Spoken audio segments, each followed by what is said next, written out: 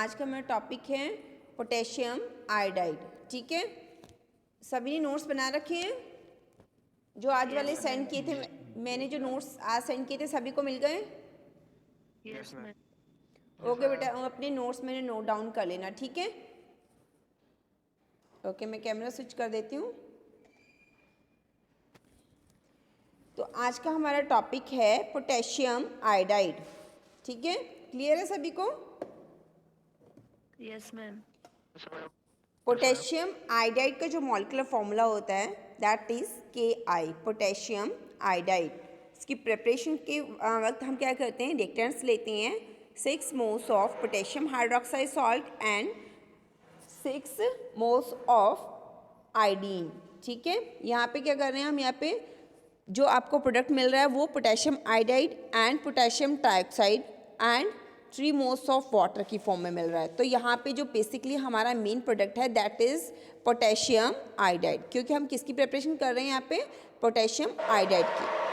हम क्या कर रहे हैं, हमारे पास ये जो बाय प्रोडक्ट मिला हमें पोटेशियम आयोडाइड ट्राइऑक्साइड, हमने इसे फर्दर इसे रिएक्ट करवा दिया किसके साथ, 3 कार्बन एटम्स के साथ। उससे क्या हुआ कि हमें फिर से पोटेशियम आयोडाइड मिल गया। मीन्स हमने इसे भी वेस्ट नहीं जाने दिया जो हमारा साइड प्रोडक्ट था। पोटेशियम आयोडाइड हमें फिर से मिल गया है और साथ में हमें क्या मिला है, plus 3 moles of carbon monoxide gas. ठीक है, अब हमें जो गैस इवॉल्व हुई है बहुत ही डेंजरस गैस है। सभी को पता है कार्बन मोनोऑक्साइड गैस जो होती है वो बहुत ज़्यादा हार्मफुल होती है फॉर आवर लंग्स, क्योंकि ये क्या करती है, हमें रेस्पिरेशन प्रॉब्लम कोज करती है। तो हमने क्या करना है, इसे कंटेनर, एक क्लोज्ड कंटेनर में इसे पहले ही हमने क्या करना है, स्टोर करके रख लेना है। ठीक है, इसकी सप्लाई को बाहर नहीं जाने देना है, क्योंकि ये किसकी फॉर्म में होती है, गैस की फॉर्म में होती है। इसलिए मैंने एरो जो है ऊपर की तरफ लगा रखा है। अगर ये एरो नीचे की साइड होता तो क्या मीन्स होता है इसका, कि ये प्रेसिपिटेट्स की फॉर्म में है। ठीक है, अब यहाँ पे गैस है इसलिए एरो जो है वो अप वाली साइड पे, नहीं तो प्रेसिपिटेट्स होता तो डाउन वाली साइड पे होता। प्रॉपर्टीज़ की बात करते तो फर्स्ट पॉइंट यहाँ पे आता है कि it occurs as a colourless, means इसका कोई कलर नहीं होता, वाइट कलर का होता है, ट्रांसपेरेंट और अपेक क्रिस्टल्स। क्रिस्टल्स मीन्स इसके छोटे छोटे क्या होते हैं, क्रिस्टल्स होते हैं, जैसे कि हम कह सकते हैं जैसे सॉल्ट फॉर्म होता है। ठीक है, पहले जो सॉल्ट आता था वो भी क्रिस्टल फॉर्म में आता था। आजकल क्या होता है मार्केट में वो पाउडर फॉर्म में आता है आपका सॉल्ट, लेकिन वो जैसे पहले सॉल्ट आता था, ठीक है, सॉलिड फॉर्म में, वैसे ही इस टाइप के इसके क्रिस्टल्स होते हैं।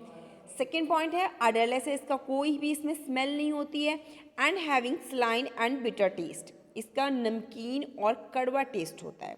ठीक है, third point is it is soluble in water, glycerine and acetone, ये पानी में, ग्लिसरीन में और एसीटोन में इजीली सॉल्युबलाइज हो जाता है। यूसेस की बात करते हैं तो थायराइड डेफिशिएंसी में, अगर किसी पेशेंट को, आपने देखा होगा कि यहाँ पे गले में प्रॉब्लम हो जाती है, इसे हम क्या कहते हैं, घेंगा कहते हैं। ठीक है, घेंगे की बीमारी हो जाती है, उसे थायराइड बोला जाता है। वो किसकी वजह से होता है, किसकी वजह से होता है, आयोडीन की डेफिशिएंसी की वजह से होता है। तो वहाँ पे उस बीमारी को हम क्या कहते हैं कि वो थायराइड की डेफिशिएंसी हो गई उस पेशेंट की बॉडी में। उस थायराइड की डेफिशिएंसी को ट्रीट करने के लिए हम क्या करते हैं, पोटेशियम आयोडाइड देते हैं, ताकि जो आयोडीन की डेफिशिएंसी हुई है वहाँ पे वो कंप्लीट हो सके और थायराइड को ट्रीट किया जा सके। सेकेंड है एक्सपेक्टेंट यूज़ होता है एज अ, ठीक है, जैसे कि कफ सिरप में यूज़ होता है, अभी हम पढ़ ही रहे हैं, एक्सपेक्टेंट कैटेगरी ही पढ़ रहे हैं, तो इसका यूज़ जो है मेन यूज़ है expectorant. Third is saline diuretic, अगर किसको यूटीआई इन्फेक्शन वगैरह कुछ हो गया तो वहाँ पे भी ये यूज़ होता है। Third fourth use is anti fungal activity, means fungal infection को ट्रीट करने में भी ये यूज़ होता है। स्टोरेज की बात करते हैं तो it should be stored in a well closed container, तो हमें इसे अच्छे से किसी कंटेनर में स्टोर करके रखना है। ओके, फर्स्ट ईयर क्लियर है इतना टॉपिक? Yes ma'am. ठीक है बेटा, ओके। तो नेक्स्ट हम स्टार्ट करते हैं अपना नेक्स्ट टॉपिक, अमेटिक्स। अमेटिक्स क्या होते हैं, कई बार क्या होता है अमेटिक्स वो प्रेपरेशन या सॉल्ट या सॉल्यूशन कह सकते हो, या वो प्रेपरेशन कह सकते हो आप, जिसकी वजह से हम किसी पेशेंट को वॉमिट कराते हैं, मीन्स उल्टी करवाते हैं। अब हम उसे वॉमिट क्यों करवाना है, ऐसी क्या सिचुएशन आ जाती है, कई बार क्या होता है कि जो पेशेंट होता है वो गलती से या एक्सीडेंटली या जानबूझ के, या फिर उसका जो है प्रोफेशन ऐसा है कि वो ऐसे एनवायरनमेंट में काम करता है कि वो गलती से क्या कर लेता है, पॉइजन स्वेलो हो जाता है, ठीक है, और पॉइजन उसकी बॉडी के अंदर चला जाता है, ठीक है, या तो उसने जानबूझ के खाया हो, या गलती से खाया हो, या किसी ने उसे दे दिया हो, या फिर वो ऐसे एनवायरनमेंट में काम करता है, उसकी जॉब ही ऐसी है जहाँ पे पॉइजन मटेरियल्स प्रिपेयर होते हैं, तो वो क्या होता है, गलती से उसकी बॉडी के अंदर चला जाता है, बाय किसी भी रूट से चला जाए उसकी बॉडी के अंदर, तो वहाँ पे हम क्या करते हैं, एमेटिक्स यूज़ करते हैं, मीन्स ऐसे ड्रग्स या ऐसे सब्सटेंसेस जो कि उसे वॉमिट क्रॉस कराते हैं। तो अकॉर्डिंग टू डेफिनेशन हम ये कह सकते हैं कि these are the drugs which give rise to force emesis, means force emesis means जबरदस्ती उसे क्या करते हैं, वॉमिट कोज करवाते हैं, by which the contents of the stomach get expelled through the oral cavity. Force emesis करवा रहे हैं, इट मीन्स हमें उसे ज़बरदस्ती वॉमिट करवाना है, तो हमारे स्टमक के अंदर जितना भी मटेरियल होगा, ठीक है, चाहे वो पॉइजन वाला है, चाहे हमारे स्टमक के अंदर वो खाना है, हमारा फूड मटेरियल जो हमने खाया, वो सभी क्या हो जाएगा, एक्सपेल आउट हो जाएगा, बाहर आ जाएगा थ्रू दी ओरल कैविटी, हमारे मुंह के थ्रू, ओरल कैविटी के थ्रू, ठीक है। उससे क्या होगा कि जो पॉइजन लिया गया है एक्सीडेंटली, चाहे जो जिस भी वजह से वो पॉइजन हमारी बॉडी में गया है, वो हमारी बॉडी से बाहर आ जाए, ठीक है। मैकेनिज्म ऑफ एक्शन क्या कहता है कि एमेटिक्स कैसे काम करते हैं, कैसे वर्क करते हैं। The emetics act by local irritation, ये क्या करते हैं, लोकल इरिटेट करते हैं, कहाँ पे इरिटेट करते हैं, हमारे स्टमक के अंदर जाके, of gastric mucosa, for example जैसे कि हम अमोनियम कार्बोनेट सॉल्ट की बात कर सकते हैं, आईपीकैक की बात कर सकते हैं। यहाँ पे ये दो सॉल्ट्स के नाम दिए गए हैं, ये हमारे स्टमक में जाके क्या करते हैं। हाँ बोलो बेटा। क्या है यही? आईपीकैक हुआ ना, ये क्या है, आपकी क्रूड ड्रग है, जैसे कि आपको पेड़ों से जो जड़ी बूटियाँ प्राप्त होती हैं, ठीक है, तो ये आईपीकैक एक क्या होता है, प्लांट होता है, आईपीकैक हुआ ना, उससे क्या है, ये उसका केमिकल कॉन्स्टिट्यूएंट है, ठीक है। जैसे आप कोग्नोसी में पढ़ते हो, तो कोग्नोसी में आपके जितनी भी ड्रग्स आती हैं वो सारी क्रूड ड्रग्स होती हैं जो कि आपको प्लांट्स वगैरह से मिलती हैं, ठीक है। तो जो यहाँ पे आईपीकैकुआना है, ये इसे हम शॉर्ट फॉर्म में आईपीकैक बोलते हैं, ठीक है। आईपीकैक जो है वो किस पर्पज से यूज़ किया जाता है, एमेटिक्स के पर्पज से, कि ये एमेसिस कोज करता है, वॉमिट कोज करता है, उल्टी आ जाती है पेशेंट को। Secondly, they act directly on the chemoreceptor trigger zone in the floor of fourth ventricle in the medulla. For example, जैसे कि कह सकते हैं हम centrally acting emetics। अब आपने सुना होगा कई पेशेंट ऐसे होते हैं जब वो ट्रैवल करते हैं या हिली एरियाज़ पे जाते हैं या फिर गाड़ी वगैरह में जब वो सफ़र करते हैं तो उन्हें वॉमिट आ जाती है, ठीक है। बहुत सारे पेशेंट होते हैं, लेकिन बहुत सारे पेशेंट ऐसे भी होते हैं जिन्हें कुछ नहीं होता, चाहे उन्हें आप हिली एरियाज़ में ले जाओ, चाहे कैसे ही मोड हो, चाहे कोई भी गाड़ी हो, उन्हें कोई सफोकेशन नहीं होती, वो आराम से 8-10 घंटे का ट्रैवल आराम से कर लेते हैं। तो ऐसा क्यों होता है, ऐसा इस वजह से होता है कि हमारे ब्रेन में क्या होता है, जो कीमोरेसेप्टर ट्रिगर जोन होता है, ठीक है, मेडुला में बेसिकली हमारे ब्रेन के अंदर जो मेडुला होता है, ठीक है, वहाँ पे जो कीमोरेसेप्टर ट्रिगर जोन होता है वो एक्टिव हो जाता है उनका, ठीक है। उसके एक्टिव होने की वजह से उन पेशेंट को ज़्यादा वोमिट आती है, ठीक है।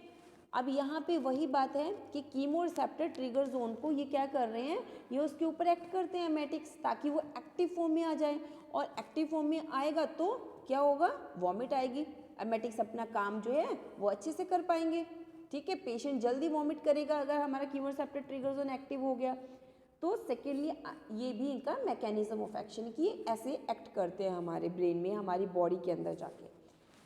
नेक्स्ट है कि इन केस ऑफ पॉइजनिंग, अगर किसी पेशेंट ने पॉइजन खा लिया है, the poison may get absorbed before entering intestine, so before this occurs emetics are given to patients for physically expelling toxic substances and reduce the harmful effects. Means क्या है, किसी patient ने poison ले लिया है, ठीक है, अब पॉइजन उसके जो है फूड पाइप के थ्रू उसके स्टमक में जाएगा। अब हमने क्या करना है कि एमेटिक्स हमें दे देने हैं, हमें पता चल गया कि पॉइजन उसकी बॉडी में चला गया है गलती से, चाहे जो भी है, बाय विच मीन्स, ठीक है, हमने क्या करना है, उसे एमेटिक्स देना है।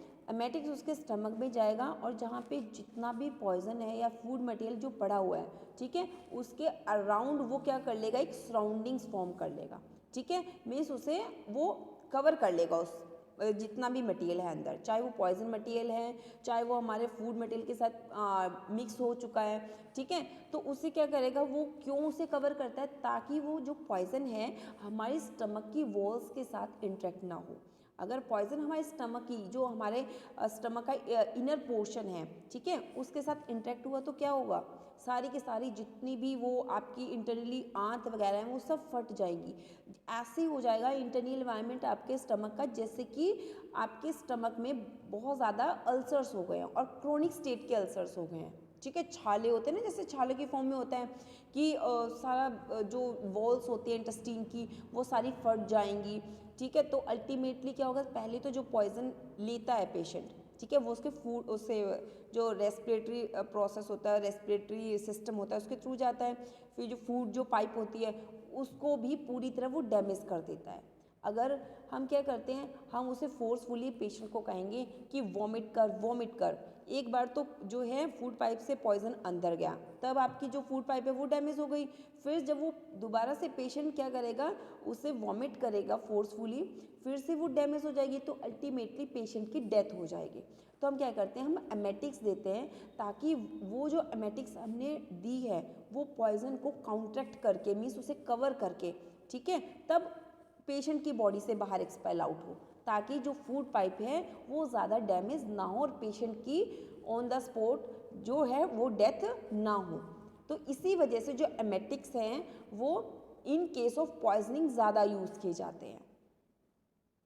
क्लियर है बेटा, first year Yes, ma'am. Clear है। समझ आ रहा है बेटा?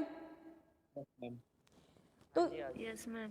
सेकेंड नेक्स्ट पॉइंट है, when a patient is in unconscious state, means अगर पेशेंट बेहोश है, उसने कोई पॉइजन खा लिया और वो बेहोश हो गया है, तो उस केस में तो हम एटिक्स नहीं दे सकते ना, वो खाएगा कैसे, वो तो खा पी नहीं सकता है। तो हम क्या करते हैं, उस पेशेंट में फिर डॉक्टर उसके मुंह के थ्रू, ठीक है, ओरल कैविटी के थ्रू या उसके नाक के अंदर से क्या करते हैं, पाइप डालते हैं, ठीक है, उस पाइप को हम क्या बोलते हैं, गैस्ट्रिक लेवास बोलते हैं। तो यहाँ पे इन्होंने लिखा है when a patient is in unconscious state emetics may not be very useful, अब एमेटिक्स इतने यूजफुल नहीं है, एंड गैस्ट्रिक लेवास में बी रिक्वायर्ड, तो हम वहाँ पे वो जो पाइप डालते हैं, ठीक है, ताकि सारा पॉइजन जो है उस पाइप के थ्रू पेशेंट की बॉडी से बाहर आ जाए, तो उस पाइप को हम गैस्ट्रिक लेवास कहते हैं। ओके, क्लियर है first year? Yes, ma'am. Yes ma'am clear है। तो हमें क्या करना है, पेशेंट की जान बचानी है, उसके लिए हम एमेटिक्स में कौन कौन से सॉल्ट्स कवर करते हैं, कॉपर सल्फेट। कॉपर सल्फेट का फॉर्मूला है copper sulphate into 5 molecules of water. इसकी प्रिपरेशन अगर करेंगे 2 moles of copper plus sulphuric acid plus oxygen, इन तीनों को हम आपस में रिएक्ट करवाते हैं, that give rise to copper sulphate plus 2 molecules of water. हमें यहाँ पे प्रोडक्ट जो मिला वो है हमारा copper sulphate, main product. Properties की बात करते हैं तो it exist in the form of blue crystalline powder, ये ब्लू कलर का होता है, ठीक है, जैसे कि आपने कॉपर सल्फेट कलर देखा होगा, कैसा होता है, बहुत प्यारा सा स्काई ब्लू कलर का होता है ये, ठीक है, आप नेट पे भी देख सकते हो, स्काई ब्लू कलर का होता है ये। It is soluble in water, ये पानी में इजीली घुल जाता है, and it is very soluble in boiling water, अगर गर्म पानी है तो उसमें और अच्छे से ये सॉल्युबलाइज हो जाता है, और कम किस्में मीन्स बहुत कम किस्में ये सॉल्युबलाइज होता है ग्लिसरॉल में, और almost insoluble in alcohol, alcohol में तो ये बिल्कुल भी सॉल्युबलाइज नहीं है। आइडेंटिफिकेशन टेस्ट कैसे करेंगे, हम क्या करते हैं, it gives reactions which are characteristics of copper and sulphate, ठीक है, इसकी आइडेंटिफिकेशन रिएक्शंस कौन सी होगी, जो कि कॉपर एंड सल्फेट के लिए पॉसिबल है, वही कॉपर सल्फेट के लिए यूजफुल होंगी। नेक्स्ट अगर हम एसिडिटी की चेक करते हैं तो कि हमारा जो कॉपर सल्फेट सॉल्ट है वो एसिडिक नेचर का है या बेसिक नेचर का है, तो वो हम किससे चेक करते हैं, लिटमस पेपर से, ठीक है, या फिर इंडिकेटर है ये हमारा फिनोल्फ्थलीन, हम इंडिकेटर डाल के उसके पीएच चेक कर सकते हैं, हमें पीएच से पता चल जाएगा कि वो एसिडिक नेचर का है बेसिक नेचर का है। तो बेसिकली यहाँ पे इन्होंने लिटमस एंड फिनोल्फ्थलीन इंडिकेटर के अकॉर्डिंग लिखा हुआ है कि वो एसिडिक नेचर का है, ठीक है। टेस्ट फॉर लेड, अगर हम लेड के लिए टेस्ट करते हैं तो sufficient amount of potassium cyanide is added to prevent the precipitation of copper sulphate. यहाँ पे कह रहे हैं कि अगर हम पोटेशियम साइनाइड को ऐड कर लेते हैं तो हमारा जो कॉपर सल्फेट है ये प्रेसिपिटेट्स की फॉर्म में नहीं चेंज होता।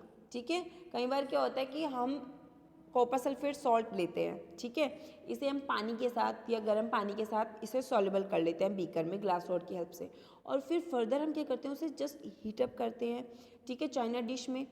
और चाइना डिश में हीटअप करने के बाद जब हम उसे ठंडा करके रख देते हैं रूम टेम्परेचर पे तो दोबारा से उसके वैसे के वैसे क्रिस्टल्स बन जाते हैं। ठीक है, तो ये क्या है आपका टेस्ट है, और ये हम पे ये कह रहे हैं कि अगर उसके हम चाहते हैं कि उसके प्रेसिपिटेट्स ना बने तो उसके लिए हम पोटेशियम साइनाइड ऐड कर देते हैं उसमें। ठीक है, और हमें एज इट इज जो सॉल्ट है वो सॉल्यूशन की फॉर्म में कन्वर्ट होके भी हमें फिर से वो सॉलिड जो है क्रिस्टल्स की फॉर्म में मिल जाता है। इसका अस्से जो है, अस्से क्या कहता है कि its principle is based on the instability of cupric iodide which is formed in the reaction. इसका जो प्रिंसिपल है वो किस पे बेस्ड है, आपका जो क्यूप्रिक आयोडाइड है, ठीक है, ये क्यूप्रिक आयोडाइड से बनाया गया है, वो इनस्टेबल है, स्टेबल सॉल्ट नहीं है, विच is formed in the reaction between, वो कैसे बनता है क्यूप्रिक आयोडाइड, कॉपर सल्फेट और पोटेशियम आयोडाइड को आपस में रिएक्ट करने पर जो है आपका क्यूप्रिक आयोडाइड फॉर्म होता है, लेकिन वो इनस्टेबल है, ठीक है, वो स्टेबल नहीं हो पाता सॉल्ट रूम टेम्परेचर पे, and which decomposes to yield cupric iodide, और वो जो सॉल्ट है जो मैंने बताया कि वो भी इनस्टेबल है, वो किस में डिकम्पोज हो जाता है, टूट जाता है क्यूप्रिक आयोडाइड में, with the liberation of free iodine, और आयोडीन को लिबरेट आउट कर देता है। जैसे कि मैंने अभी बताया, जैसे कि यहाँ पे कार्बन मोनोऑक्साइड लिबरेट हो रही थी तो यहाँ पे जो है आयोडीन लिबरेट हो रही है, ये इसका अस्से परफॉर्म है। Okay, B pharm first year, Okay, ma'am. Yes, ma'am. Yes, ma'am. Yes, ma'am. Any doubt? No, ma'am. No, ma'am. No, ma'am. Okay बेटा, नेक्स्ट हम करते हैं इसका अस्से। हम इसमें क्या कर रहे हैं, एन एक्यूरेटली वे, अच्छे से हमने बिल्कुल मेज़र करना है quantity of copper sulphate. Copper sulphate को वेट कर लेना है, फिर उसे हमें पानी में घोल लेना है। पानी में घोलने के बाद जो पोटेशियम आयोडाइड है इज़ एडेड, उसमें पोटेशियम आयोडाइड को ऐड कर लेना है। वो जो आयोडीन लिबरेट हो रही थी फ्यूम्स की फॉर्म में, ठीक है, उस लिबरेटेड आयोडीन को हमने फर्दर टाइट्रेट करना है। एक स्टैंडर्ड सोल्यूशन लिया हमने, सोडियम थायोसल्फेट, ये हमारा स्टैंडर्ड सोल्यूशन है, बाय यूजिंग स्टार्च। स्टार्च हमारा यहाँ पे इंडिकेटर है, तो आप देख रहे हो यहाँ पे कॉपर सल्फेट हमारा एनालाइट सॉल्ट है जिसे हमें एनालाइज करना है। स्टैंडर्ड हमारा कौन सा हो गया, सोडियम थायोसल्फेट, और इंडिकेटर हमारा हो गया स्टार्च। ठीक है, तो हम यहाँ पे क्या कर सकते हैं, अपनी जो है कौन सा कर सकते हैं, यहाँ पे एसिड बेस टाइट्रेशन कर सकते हैं, और उसके थ्रू हम यहाँ पे अस्से परफॉर्म कर सकते हैं। दी टाइट्रेशन इज कॉन्टिन्यूड, ये टाइट्रेशन हम कॉन्टिन्यू कर सकते हैं कब तक, अनटिल फेंट ब्लू कलर इज परसिस्ट। मैंने आपको बताया कॉपर सल्फेट जो है स्काई ब्लू कलर का होता है, तो वो जो कलर है ये हमने टाइट्रेशन तब तक कंटिन्यू करते रहना जब तक कि वो जो कलर है वो फेंट नहीं हो जाता, फेड नहीं हो जाता, ठीक है, फीका नहीं पड़ जाता, तब तक हम इस टाइट्रेशन को कंटिन्यू रखेंगे। नेक्स्ट, अगर इसकी रिएक्शंस की बात करते हैं तो यहाँ पे जो रिएक्शन है वो किसके बीच में हो रही है, copper sulphate and potassium iodide. यहाँ पे मैंने बताया था कॉपर सल्फेट, उसको डिजोल्व किया था वाटर में, और फिर इसमें पोटेशियम आयोडाइड ऐड की थी। तो हम यहाँ पे रिएक्शन के थ्रू शो कर रहे हैं कि कॉपर सल्फेट में हमने पोटेशियम आयोडाइड को ऐड किया है, और हमें यहाँ पे कॉपर आयोडाइड मिल रहा है और विद पोटेशियम सल्फेट। अब इस क्यूप्रिक आयोडाइड को ये किस में लिबरेट हुआ है, आयोडीन एंड क्यूप्रिक आयोडाइड की फॉर्म में। उन्होंने कहा था ना कि डिकम्पोज हो जाता है, तो ये जो सॉल्ट है ये किस में डिकम्पोज हो गया, क्यूप्रिक आयोडाइड एंड आयोडीन की फॉर्म में। फर्दर इसे हम यूज़ कर रहे हैं किसके साथ, पोटेशियम थायोसाइनेट, ये आपका जो सोडियम थायोसल्फेट था, ठीक है, सोडियम थायोसल्फेट के साथ या पोटेशियम थायोसल्फेट के साथ हम इसे रिएक्ट करवा रहे हैं क्योंकि ये हमारा स्टैंडर्ड सॉल्ट है, और उसके साथ हमने रिएक्ट करवा के अपनी टाइट्रेशन रिएक्शन की है, और यहाँ पे हमें फर्दर ये प्रोडक्ट मिल रहा है। ठीक है, और बेसिकली यहाँ पे हमारा जो मेजरली प्रोडक्ट है वो कौन सा है, पोटेशियम आयोडाइड, ये हमारा बाय प्रोडक्ट है। केफिन क्या कहेंगे? हाँ जी बेटा, ये copper thiocyanate, CO2I plus KCNL। कौन सा बेटा? Cu2 ये वाला क्योप्रिक आयोडाइड बेटा, ओके मैम। ठीक है। जैसे Fe होता है, Fe को आप आयरन बोलते हो, फिर Fe2+ होता है उसे आप फेरस बोल देते हो, जैसे Fe3+ होता है उस पर चार्ज तो उसे आप फेरिक बोलते हो। तो यहाँ पे इनकी फॉर्म भी चेंज होती रहती है, ठीक है। Cupric iodide. तो हम इसकी स्टोरेज की बात करते हैं तो it has to be protected, हमें इसे बचा के रखना है। किससे बचाना है? एयर, हवा से, हीट से और मॉइस्चर से।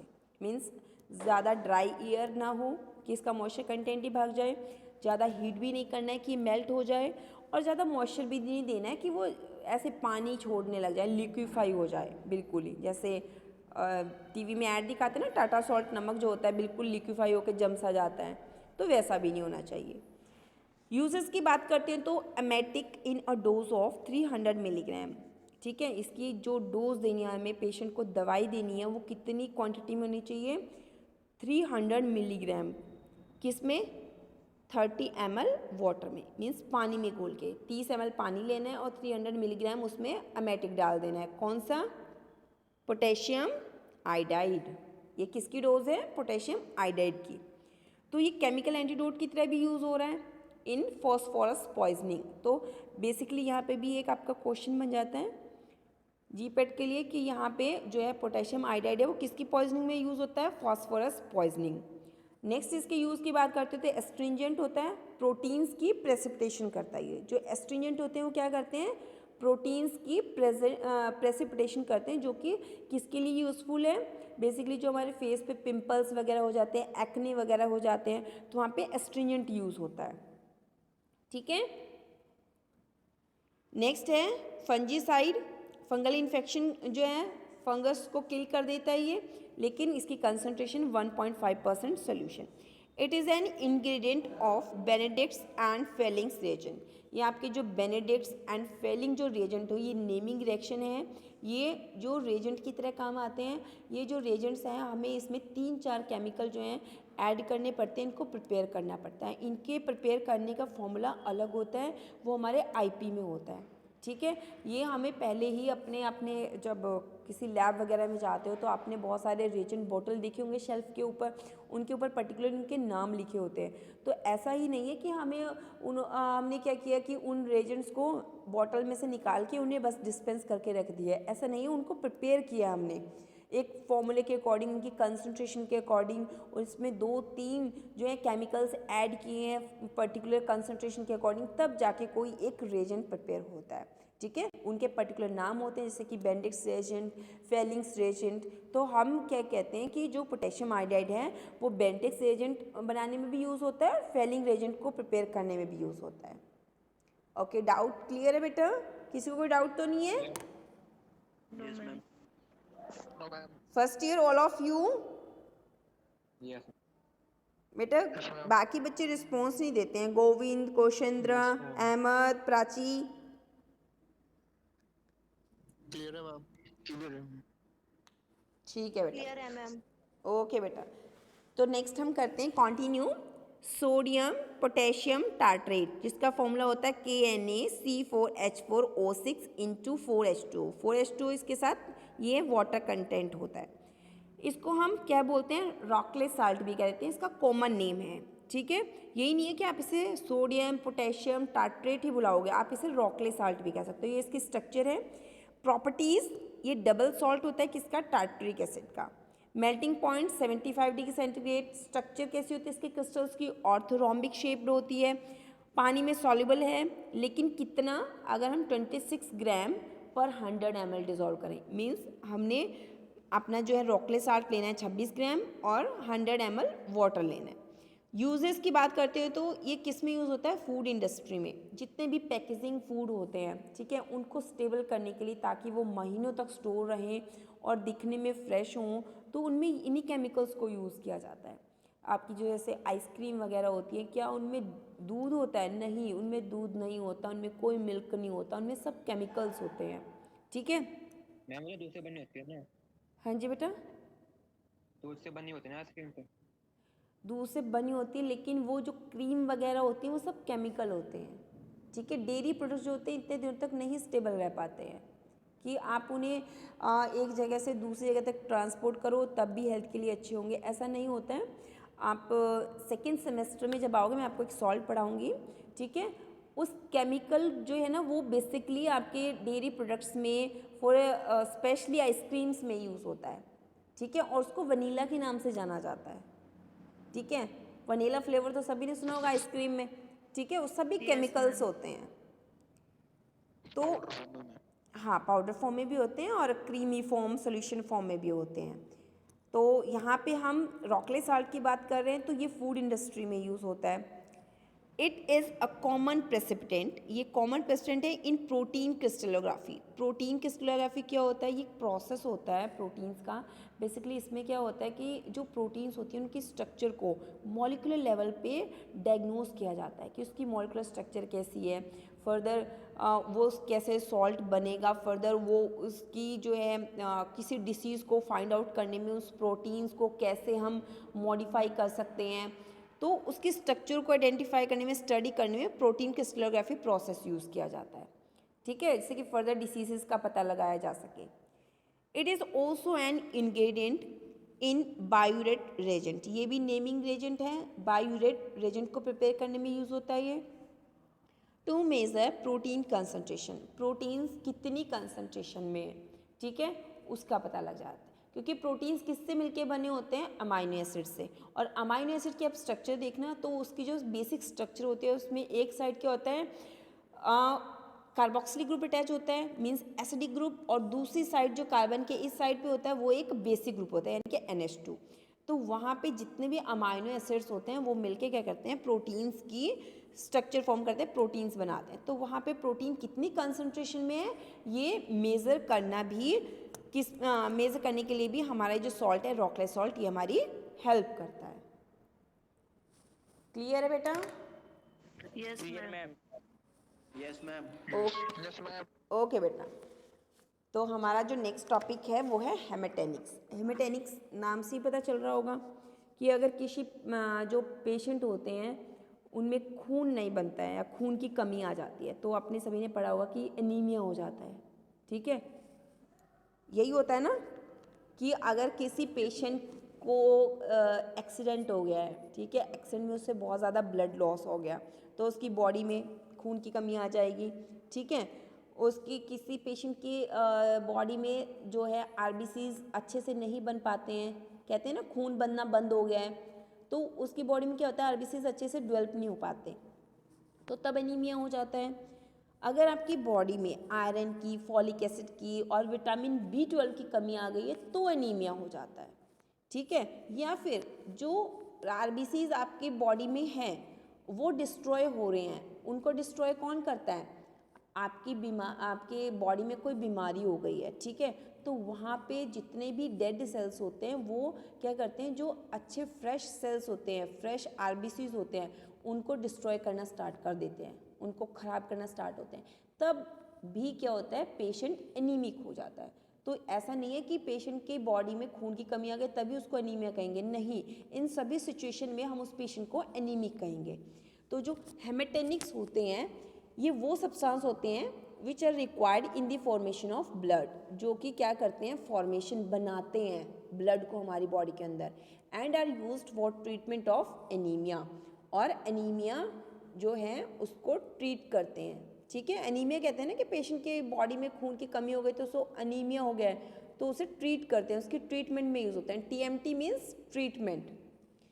These drugs increase the number of RBCs, red blood cells को इंक्रीज कर देते हैं हमारी बॉडी में, और हेमोग्लोबिन की जो है मात्रा को बढ़ा देते हैं जिससे कि वो बढ़ के कहाँ तक आ जाए, नॉर्मल लेवल तक आ जाए, and above when they are below normal, और बढ़ जाए जबकि डॉक्टर ये कहते हैं कि आपकी बॉडी में जो है ना HB लेवल जो है वो कम है। हीमोग्लोबिन कम कब होता है, 7 हो, 8 हो, 9 हो, अगर 6 हो ना आपका हीमोग्लोबिन तो इट मीन्स कि बस पेशेंट तो बस डेड लाइन पे है, मरने वाला है, ठीक है। अगर किसी डॉक्टर को किसी पेशेंट को ऑपरेट करना है ना तो वो भी उसका हीमोग्लोबिन चेक करते हैं कि भाई पेशेंट की बॉडी में ब्लड कितना है। अगर 7, 8, 9 होता है ना तो वो कहते हैं कि ब्लड चढ़ाना पड़ेगा, क्योंकि ड्यूरिंग सर्जरी बहुत ज़्यादा ब्लड लॉस होता है।